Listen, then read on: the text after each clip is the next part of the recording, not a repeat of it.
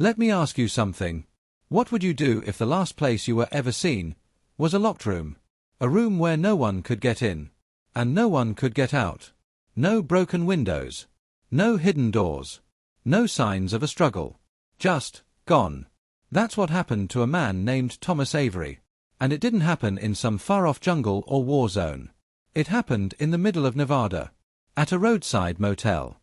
Highway 50, the loneliest road in America. It's not a nickname given for charm, it's a warning. Mile after mile of sun-scorched asphalt, cutting through a wasteland of rock and sagebrush. Out here, cell service is spotty at best. Gas stations are hours apart. And if you break down, you wait. The desert doesn't care about you. It never has. On the evening of August 13, 2016, Thomas Avery was driving west on this road. He'd left Ely that morning, planning to make it all the way to Reno. He was 42 years old. A traveling salesman for an industrial cleaning supply company. If you'd met him, you'd think he was just another guy trying to provide for his family, wife of 15 years, 2 kids in Salt Lake City. His colleagues said he had an easy smile, a good handshake, and a way of making you feel like you'd known him for years. But behind that, there was weariness. He'd been on the road for 3 weeks straight. His wife, Erin, had told him during a phone call earlier that week, just get home safe. Skip Reno if you have to. He told her he would. He never did. That night, the desert sky turned ugly. A wall of dust, miles wide, rolled across the highway. The wind howled, shoving sand against the windshield until the wipers screeched. The temperature gauge on his Bic LeSabre started climbing. Thomas slowed, scanning for a place to pull over. But out here, the only buildings are the ones the desert hasn't taken back yet, and there aren't many. Then, through the swirling grit and darkness, he saw it. A flickering neon sign. Desert Sun Motel. The Desert Sun Motel had been there since the late 1960s. 1 story. 12 rooms. Paint faded to a pale, sickly yellow. Half the bulbs in the sign were dead, the word motel buzzing like a trapped fly. The parking lot was mostly empty. Weeds pushed through cracked asphalt. A single soda machine leaned in the corner, its buttons sun-bleached and sticky. Inside the office, the air was thick, cigarette smoke soaked into the carpet, the faint smell of motor oil clinging to the walls. Behind the counter stood the clerk. Thin. Hollow eyes. Wrinkled skin like dry paper. Thomas asked for a room. The man didn't ask for ID. Didn't even ask how long he was staying. He just reached under the counter, pulled out a brass key with a faded red tag, and slid it across. Room 6. End of the row, the clerk said, voice dry as sand. Ice machine's busted. Don't bother with it. Thomas paid in cash. Signed the guest book. The pen dragged across the paper like it was out of ink. The security camera above the office door caught him crossing the lot. Briefcase in his right hand. Brass key in his left. The storm had quieted, but the air still felt charged, like the world was holding its breath. Room 6 sat at the far end. The overhead light was busted, leaving the door half in shadow. The key rattled in the lock. The door swung open. Thomas stepped inside. The door closed behind him. And that's the last time anyone saw him alive. Housekeeping came by at 10:15 a.m. They knocked. No answer. They knocked again. Still nothing. The maid fetched the manager. The key scraped in the lock. The door swung open. The room was empty. The bed was made. The bathroom light was on. The air inside was cold. No suitcase. No wallet. No phone. No signs of a struggle. The windows were locked from the inside. The vents were too small for a person to crawl through. And there was a smell. Metallic. Sharp. Like a handful of coins left in the sun. Police arrived within the hour. They pulled the security footage. Thomas walks to the room. Thomas unlocks the door. Thomas steps inside. But there's no footage of him leaving. Not through the door. Not through the window. Nothing. It's as if he simply vanished. Detectives interviewed the clerk. He remembered Thomas clearly. Said he seemed calm. Maybe a little tired. Nothing out of the ordinary. Except for one thing. The room felt wrong, the clerk said. Like, colder than it should have been. AC wasn't even on. They canvassed the area. Checked local businesses. Interviewed guests in the other rooms. No one saw or heard anything unusual. But one woman in room 5, the one next door, said something strange. I woke up around 3 in the morning, she told officers. I could have sworn I heard, talking. A man's voice. And another, lower. Almost like it was inside the wall. She assumed it was a TV. But when she checked later, the TV in room 6 was off. For 3 days, police combed the desert around the motel. Nothing. Search dogs picked up Thomas's scent outside room 6 and lost it inside. No trail leading away. No footprints in the sand. As far as the evidence showed, Thomas Avery entered room 6 on the night of August 13th and never came out. When the footage was reviewed a second time, one detective noticed something odd. Right before Thomas stepped inside, in the bottom corner of the frame, there was movement. A shadow. It wasn't Thomas's. It was taller, narrower, almost human. And it slipped into the room with him. Erin Avery arrived in Nevada on the 4th day of the search. She went to the motel herself, standing outside room 6 for nearly an hour. Reporters asked her why. I just wanted to hear something, she said. Anything. A clue. When asked if she believed Thomas was still alive, she hesitated. Then she said, I don't know what I believe anymore. It was a young deputy who first brought up something strange. Years earlier, in 1998, another man had vanished from the Desert Sun Motel. His name was Caleb Foster, a traveling photographer. He, too, had been staying in room 6. The report from that year was thin. No evidence. No suspects. Just another unsolved missing persons file in a drawer. The official case file on Thomas Avery's disappearance is still open. But if you talk to the locals, they'll tell you the truth. They'll tell you this wasn't the first time someone vanished at the Desert Sun Motel. And they'll tell you it won't be the last. When we left off, Thomas Avery had entered room 6 at the Desert Sun Motel. And never came out. No sign of struggle. No exit. No trail. It was as if the desert had simply taken him. But what you're about to hear isn't just about Thomas. It's about all of them. Because Thomas Avery wasn't the first. And he wasn't the last. 2 weeks after Thomas's disappearance, the official search effort wound down. Deputies were rotated back to their regular assignments. The desert was too big, the evidence too thin. But Detective Eddie Barnett wasn't ready to walk away. Eddie was 56, nearing retirement, with the kind of permanent squint you get from 3 decades in the Nevada sun. He'd seen plenty of missing person cases, but something about this one stuck to him like grit under the skin. The surveillance footage didn't make sense. The cold temperature in the room. That strange, metallic smell. So he went back to the motel. The Desert Sun Motel hadn't changed. Still quiet. Still half empty. The soda machine still humming in the corner like it was the only thing alive. The clerk gave Eddie the master key without a word. Room 6 had been cleaned since Thomas's disappearance, but not rented out. The owner claimed it was out of service for maintenance. The air inside was still cold. Too cold. The vents were shut.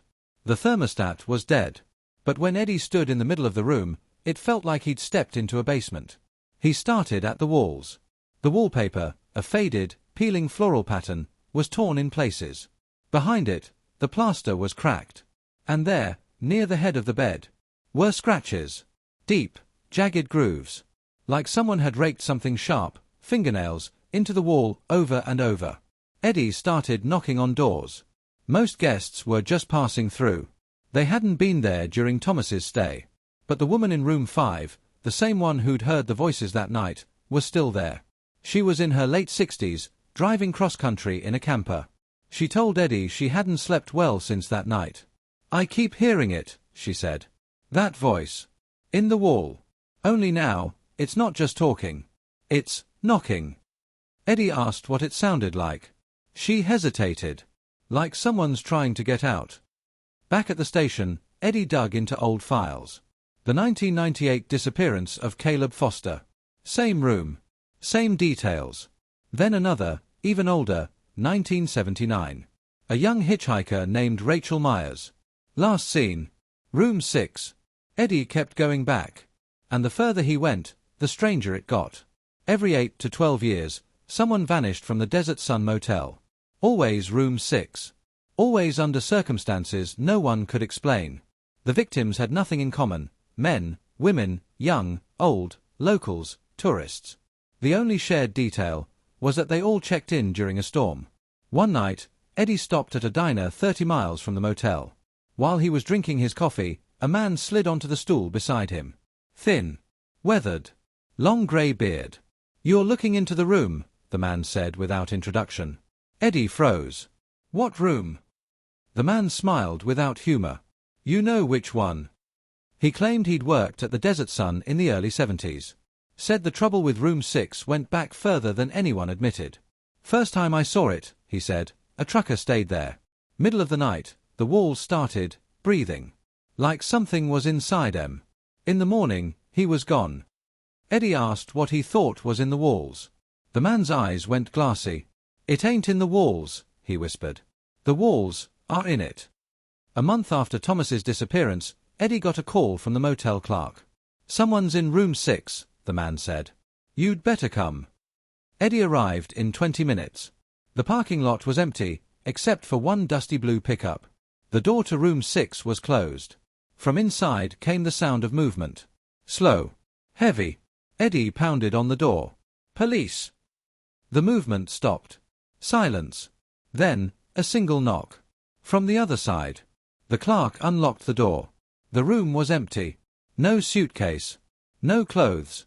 No signs anyone had been there. Except, the bedspread was rumpled. And on the pillow was a wallet. Inside was Thomas Avery's driver's license. The date on the motel's check-in slip, printed fresh that morning, was 1 month to the day since Thomas vanished. Eddie decided he'd had enough of waiting for answers. That night, he checked into room 6 himself. He brought a thermos of coffee, a camera, and his service pistol. He set up a tripod facing the door, hit record, and sat down in the corner. For the first few hours, nothing happened. The air stayed cold. The shadows in the corners felt too dark. But it was quiet. Then, sometime after 2 a.m., he heard it. A low, slow knock. Not from the door. From inside the wall.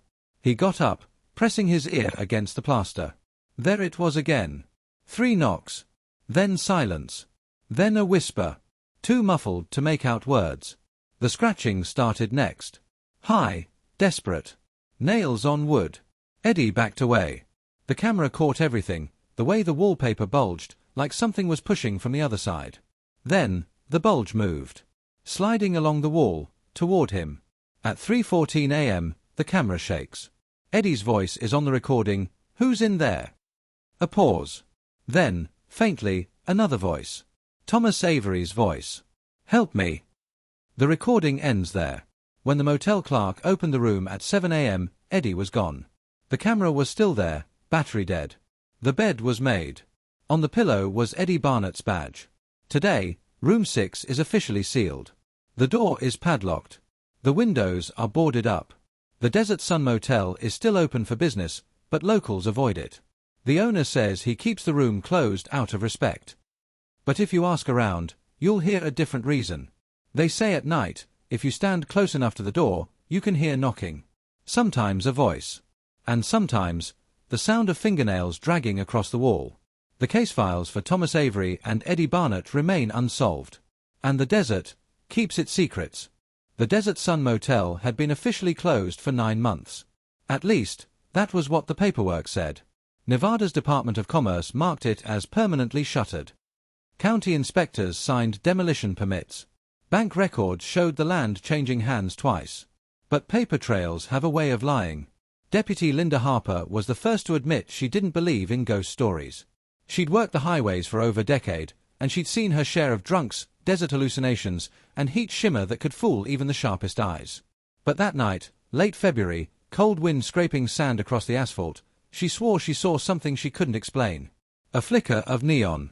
It was faint, washed out by the darkness, but it was there, an orange glow against the horizon, pulsing weakly in the direction of a stretch of road where nothing should have been standing. Linda slowed her cruiser, leaning forward over the wheel. The glow trembled, faltered, then winked out like a dying ember. She drove on, telling herself it was just the reflection of some passing truck lights on a ridge.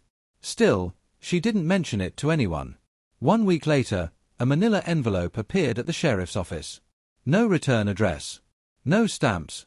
No fingerprints. Only 2 words written across the front in blocky black marker. Room 6. Inside was a single USB stick.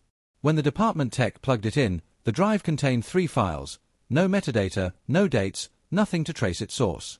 The first file was video footage.